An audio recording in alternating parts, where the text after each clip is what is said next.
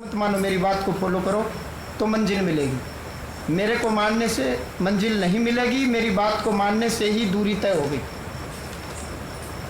आप यहाँ तक आए हो, गाड़ी में बैठे और निर्लिप्त रहे, गाड़ी से चिपके नहीं, गाड़ी को छोड़ दिया, आप उतर गए।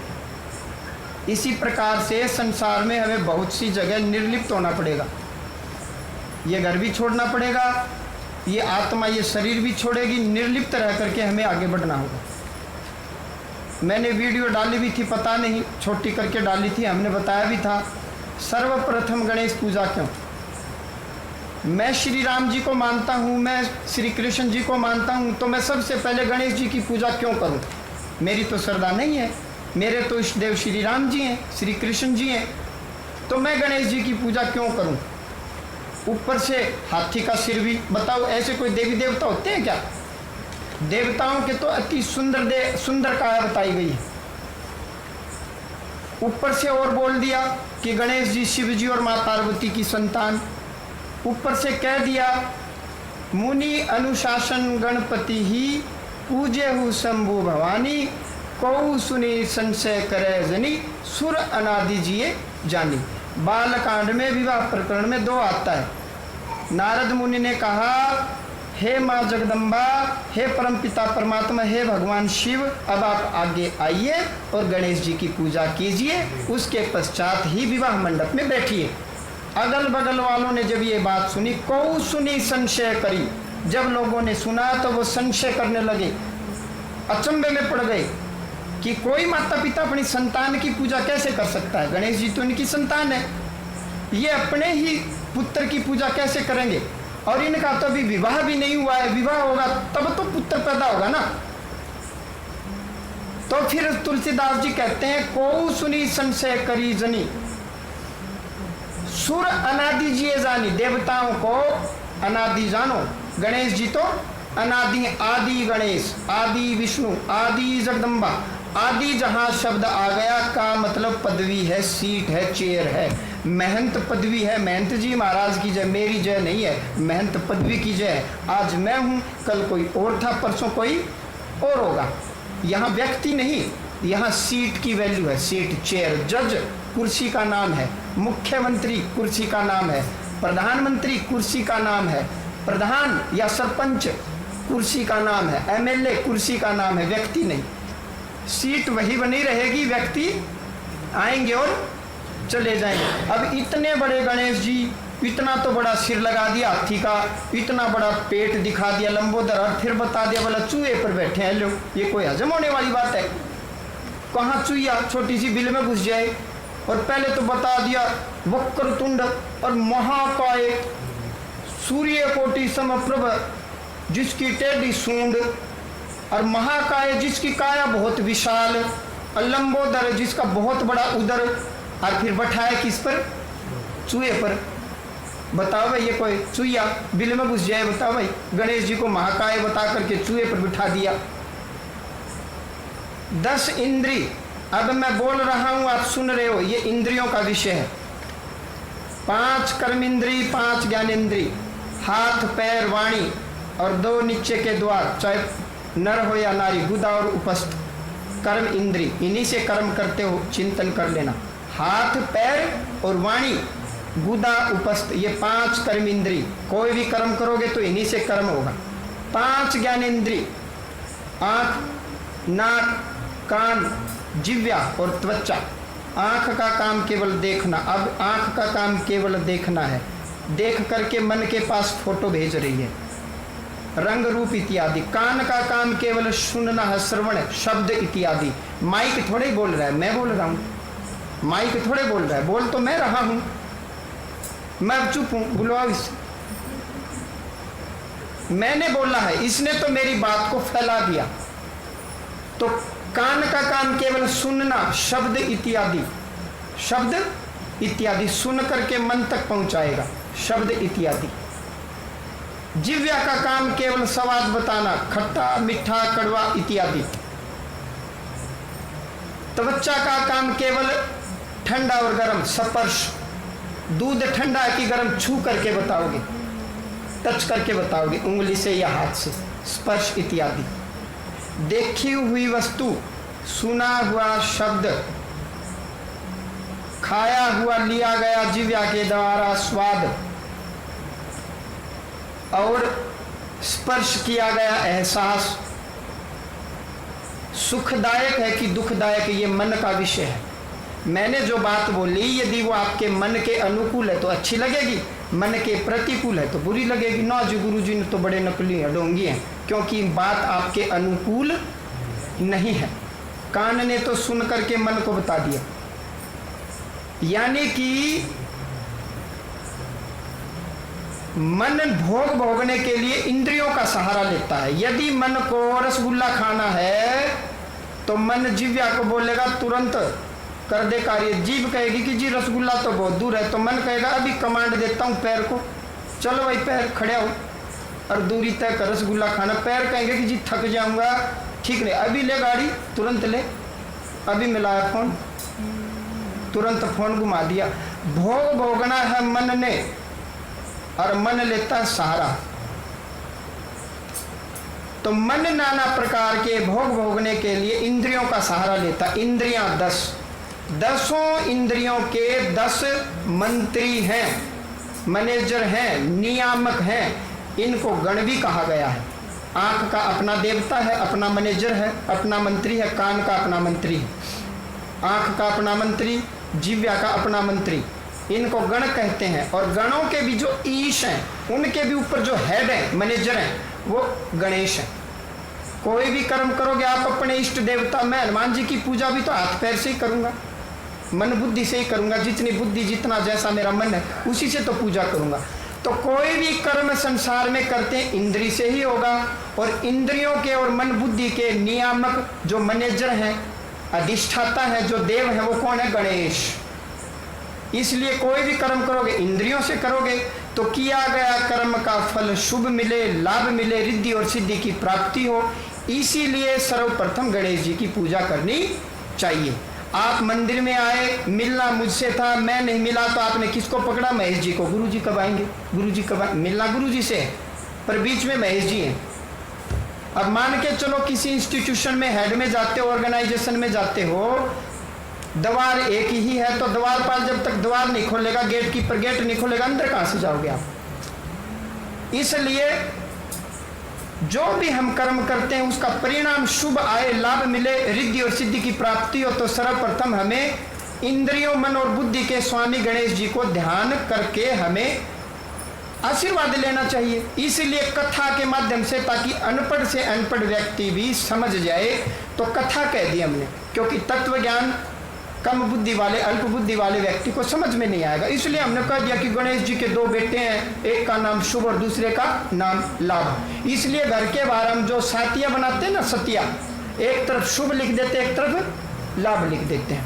और फिर साथ में रिद्धि और सिद्धि, गणेश जी की 2 पत्नियां कही गई हैं, गणेश जी की 2 पत्नियां कही गई हैं। अब भारत के प्रधानमंत्री नरेंद्र मोदी ने काशी में जाकर सफाई कर्मचारियों के चरण धोए। आपने पता नहीं टीवी पर ये न्यूज देखी कि नहीं देखी। प्रधानमंत्री भी सीट है, पदवी है, कुर्सी है, और सफाई कर्मचारी भी पदवी है। हालांकि प्रधानमंत्री बड़ी पदवी है और सफाई कर्मचारी उस पदवी के नीचे आती है, नीचे तो आती है पदवी। हमेशा बड़ी पदवी से नीचे जो भी पदवी आती है, हम सब उनकी संतान माने गए हैं। जैसे राष्ट्रपति, राष्ट्रपति या राष्ट्रपिता आप कह सकते हो। जितनी भी पदवियां उनके नीचे आती हैं वो उनकी संतान की ही भांति हैं। तो गणेश पदवी के ऊपर जो भी बैठेगा वो माँ पार्वती और भगवान शिव की संतान ही कहलाएगा, क्योंकि वो पदवी बड़ी है, ये पदवी छोटी है। तो मोदी जी ने, एक बड़ी पदवी वाले व्यक्ति ने अपने से छोटी पदवी वाले व्यक्ति की पूजा करके उस पदवी की महत्वता को बताया है कि सफाई का हमारे जीवन में कितना महत्व है और उस पदवी का कितना महत्व है। तो माँ पार्वती और भगवान शंकर ने अपने विवाह में गणेश रूपी पदवी का पूजन किया, सीट का पूजन किया। अब मेरे माता पिता यहाँ आकर के मत्था टेकेंगे, वो मेरी पूजा नहीं कर रहे, महंत पदवी की पूजा कर रहे हैं, इस सीट की पूजा कर रहे हैं, मेरी नहीं कर रहे। आज मैं बैठूं, मेरे से पहले कोई और बैठा था, मेरे बाद कोई और बैठेगा, ये सीट ऐसे ही रहेगी, मेहनत पदवी ऐसे ही रहेगी, अमुक अमुक व्यक्ति आएंगे और चले जाएंगे। तो श्री नरेंद्र मोदी ने यही बताया, ये जस्ट मैंने एक उदाहरण दिया है। कहने का मतलब है मां पार्वती और भगवान शंकर ने विवाह रूपी शुभ कार्य में गणेश रूपी पदवी का पूजन करके हम जीवों को ये समझाया कि कोई भी कार्य शुभ कार्य करके आप यदि शुभ परिणाम की इच्छा रखते हो तो उस गणेश रूपी पदवी का पूजन अत्यंत अनिवार्य। हाथी का शीश लगाया है, हाथी के हाथ पैर नहीं लगाए, पूंछ नहीं लगाई। हाथी का शीश में बड़ी बड़ी आंख, बड़े सूंड, बड़ी जिव्या, बड़े कान, ये क्या है? आंख नाक कान जिव्या इंद्रिय है, ज्ञान इंद्रिय। क्या है ये? ज्ञान इंद्रिय। अभी बताया था मैंने, ज्ञान इंद्रिय, आंख नाक कान जिव्या। और यहाँ ज्ञान इंद्रियों का बड़ा होने का मतलब क्या? उनकी महानता, उनकी विशालता को बताया कि गणेश जी की आंख की देखने की पावर अत्यंत सूक्ष्म से सूक्ष्म है। अपने लोक में बैठकर भी गणेश जी यहाँ आपके पेट में चलते हुए वायरस को भी देख लेंगे। गणेश जी की सूंघने की ताकत इतनी है, वहीं से देख लेंगे। उनके कानों की शक्ति इतनी है कि भूमंडल पर चींटी के चलने की, पैरों की आवाज भी अपने लोक में सुनाई देगी उनको। ज्ञान इंद्रियों का बड़ा होने का मतलब उनकी गहराई को बताया गया है। अब ज्ञान इंद्रियों से जो ज्ञान लेंगे उसको अपने उदर में संचित रखते हैं, क्योंकि ज्ञान इंद्रियां अत्यंत तेजोमय है, कुशाग्र है, बड़ी हैं, तो उनसे ज्ञान भी अत्यंत गहरा लिया जाएगा। तो उस ज्ञान को वो अपने अंदर समाहित रखते हैं, संचित रखते हैं, इसलिए बड़ा पेट दिखाया गया। हालांकि हम में से किसी का पेट बड़ा नहीं। आज मैं एक बात बता दूं, कोई जिक्र मत करूँ ना गुरु जी, पचा लूंगा मैं, ये डाइजेस्ट कर लूंगा पेट में। और यहाँ से जाते बोले गुरु जी ने बताई थी और कहीं जिक्र मत करना, वो फिर आगे चल के और कहीं जिक्र मत करना, वो आगे और कहीं जिक्र मत करना, वो बात सब जगह फैल जाती है। पर गणेश जी के मैटर में ऐसा नहीं है। बड़ा पेट केवल एक सिंबल है, चिन्ह है। अब चलते हैं आगे। मूषक, चूहा, गणेश जी की सवारी चूहा। गणेश जी चूहे पर चलते हैं। चूहा मन का प्रतीक है, मूषक मन का प्रतीक है। हमारा मन चूहे की बात, कभी इधर कभी उधर। तो चूहा यह मन है, मन को चूहा बताया गया है। और मन के स्वामी, मन के नियामक कौन है? गणेश जी। जैसे वित्त मंत्रालय वित्त मंत्री के हाथ में रहेगा, रक्षा मंत्रालय रक्षा मंत्री के हाथ में रहेगा, तो मन का मंत्रालय गणेश जी के हाथ में है। उस पदवी पर अमुक अमुक देवता आएगा और चला जाएगा, पदवी ज्यों की त्यों रहेगी। अब कहोगे जी आप तो अपनी बातें कर रहे हो, हम नहीं मानते इस बात को। देखिए, हम अभी डिस्कशन कर रहे थे, हम तो मूर्ति की पूजा करते हैं, सारा संसार कपड़े की पूजा करता है। आप चिंतन कीजिए, दुनिया में ऐसा कौन सा राष्ट्र है जिसका झंडा न हो, राष्ट्रीय ध्वज? बताओ। किम जोंग उन भी राष्ट्रीय ध्वज रखता है। किम जोंग उन, उत्तर कोरिया का तानाशाह, सारी दुनिया के नाक में दम कर रखा है, उसके भी देश का अपना झंडा है, और वो भी यूं रखता है। और फिर एक नेशनल एंथम, एक राष्ट्रगान बजेगा, हिलना नहीं। मैं झंडा लगाऊं भगवान के नाम पर अपने घर में तो आडंबर, पाखंड। और संसद भवन के ऊपर भी झंडा, कारगिल में भी झंडा, हिमालय पर भी झंडा, लोग एवरेस्ट पर चढ़ते हैं, एवरेस्ट पर भी तिरंगा झंडा गाड़ते हैं, हर सरकारी बिल्डिंग पर झंडा। 26 जनवरी 15 अगस्त को बोला भाई एक गाना गाओ, बोले क्या है? बोले ये झंडे को खुश करना है और झंडे को सलूट मारो। यदि झंडे की हम इंसल्ट कर दें तो कानूनन जुर्म, सजा। बता भाई झंडे को कहाँ दर्द हुआ? बताओ। तो क्या ये पूजा नहीं है? सारे राष्ट्रपति, प्रधानमंत्री, सारी सब खड़े हो जाओ भाई, हिलना नहीं। बोले क्या? बोले गाना गा रहे हैं। मैं अपने झंडे के आगे गाना गाऊं तो मैं ढोंग और आडंबर करूं? और तुम मिसाले 26 जनवरी को निकालते हो, यूं यूं यूं यूं करते हो और गाने गुने गाते हो, तो वो ठीक, वो राष्ट्र ध्वज है, राष्ट्र का प्रतीक। ये धर्म ध्वज है जिसकी मैं बात कर रहा हूं, ये धर्म ध्वज है और वो राष्ट्र ध्वज है। ध्वज दोनों ही है, ये धर्म का प्रतीक है, वो राष्ट्र का प्रतीक है। कहीं भी राष्ट्र का प्रतीक तिरंगा झंडा आप देखोगे तो आपका वो देश का चिन्ह है, प्रतीक है। अमेरिका में भी तिरंगा दिखाई देगा तो आपको ये मेरी देश है, ये मेरे देश की शान है। 3 रंग, बीच में चक्र, केसरिया रंग कि भारत के लोग, केसरिया रंग का मतलब कि भारत के लोग अत्यंत तेजस्वी हैं, वीर हैं, उनमें वीरता कूट कूट के भरी है, ओज तेज और वीरता का प्रतीक है। बीच में सफेद रंग, भारत के लोगों का चरित्र सफेद है, बेदाग है, निर्मल छवि। हालांकि आप जानते हैं नेता भी सफेद कपड़े पहनते हैं, मैं ना बोलूँ तो ठीक है, हालांकि वकील तो शाणे हैं, पहले ही काले कपड़े पहन रखे हैं।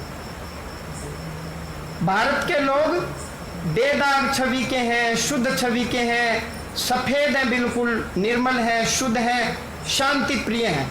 हरा रंग प्रोस्पेरिटी, लाइफस्टाइल, उर्वरा शक्ति, मेहनत का प्रतीक है। और बीच में अशोक चक्र 24 तिल्ली, धर्म चक्र से क्या प्रेरणा मिलती है कि भारत के लोग कर्मठ हैं, प्रयत्नशील हैं। तो क्या बस इतने में ही देश हो गया? फिर भी हमने मान लिया हमारा देश तो इतना सही है, हमने चिन्ह मान लिया, मोटा मोटा खाका तैयार कर लिया और हमने कह दिया हमारे देश का चिन्ह प्रतीक ये होगा, जहां कहीं ये झंडा होगा ये हमारा देश का प्रतिनिधित्व करेगा, चिन्ह, सिंबल। ऐसे ही गणेश जी को हाथी का शीश लगाना चिन्ह है, चूहे को भी चिन्ह मानिए, हर चीज चिन्ह के रूप में ली गई है। हम समस्या कहाँ आती है? जहाँ राष्ट्र ध्वज और धर्म ध्वज को मिलाने का प्रयास करते हैं। राष्ट्र ध्वज अपना है, धर्म ध्वज अलग है। समस्या कहाँ आती है? जहाँ हम नेताओं से उनकी बातें करने की बजाय धर्म की बातें पूछने लग जाते हैं। धर्म क्या, धर्माचार्यों से पूछनी चाहिए, नेताओं से नेताओं की बातें पूछो, हिस्ट्री के अध्यापक से हिस्ट्री पूछो, साइंस के अध्यापक से साइंस पूछिए, डॉक्टर से अपना विषय बताइए, वकील से अपना विषय बताइए। विषयों को मिलाइए मत, मिलाते खिचड़ी बनेगी, नहीं इधर के न उधर के। तो कुल मिलाकर के हमें हमारे धर्म के प्रति सजग रहना चाहिए, सरल बनना चाहिए। जहाँ जो चीज़ हमें समझ में नहीं आती हमें पूछ लेनी चाहिए। तर्क कीजिए, कुतर्क मत कीजिए। तर्क करो, तर्क करो, कुतर्क मत करो।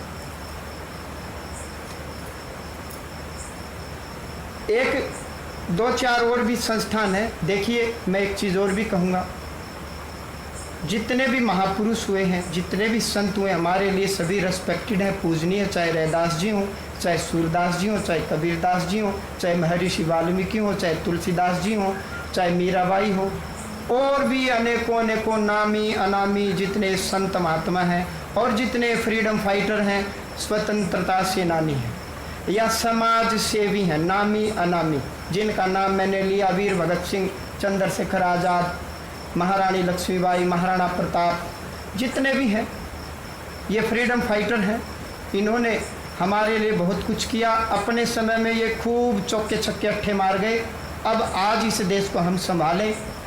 आप सर छोटू राम को मानिए, अंबेडकर जी को मानिए, किसी को मानिए, पर कृपा करके मैं नहीं मानूंगा कि किसी महापुरुष ने आपको गाली गलौज सिखाया है या उठपटांग बातें सिखाई। कृपा करके अपनी बुद्धि को, अपनी वाणी को विराम दीजिए।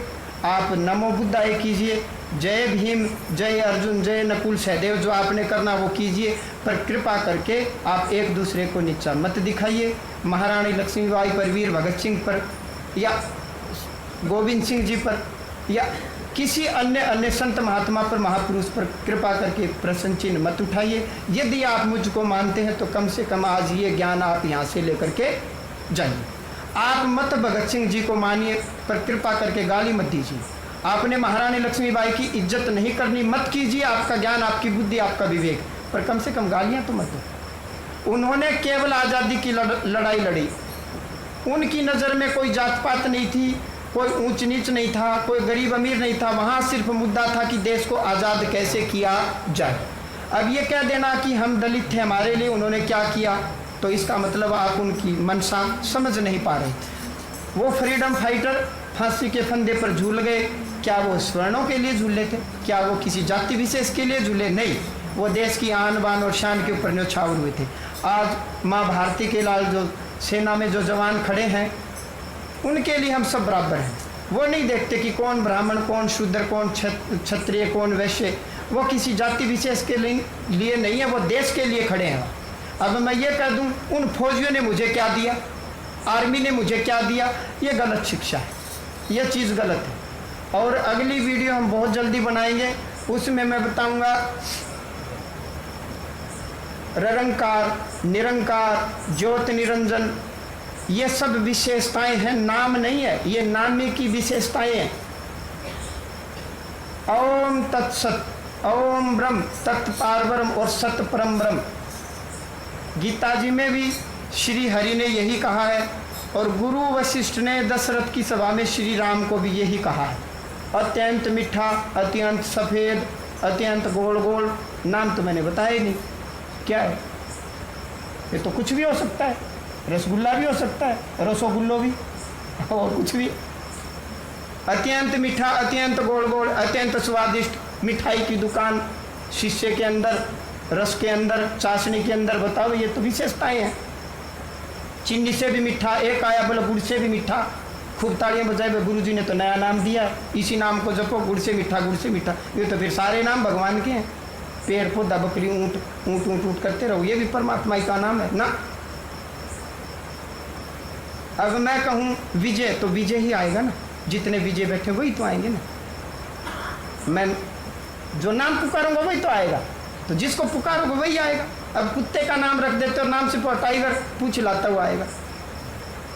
तो ये धन निरंकार, निरंकार, ये जितने भी लमकार, यंकार, ज्योत निरंजन, ये सब विशेषताएं, ये नाम नहीं है, ये विशेषताएं। नाम कुछ और है, ये विशेषताएं हैं। ये अगली वीडियो में हम बताएंगे। ब्रह्म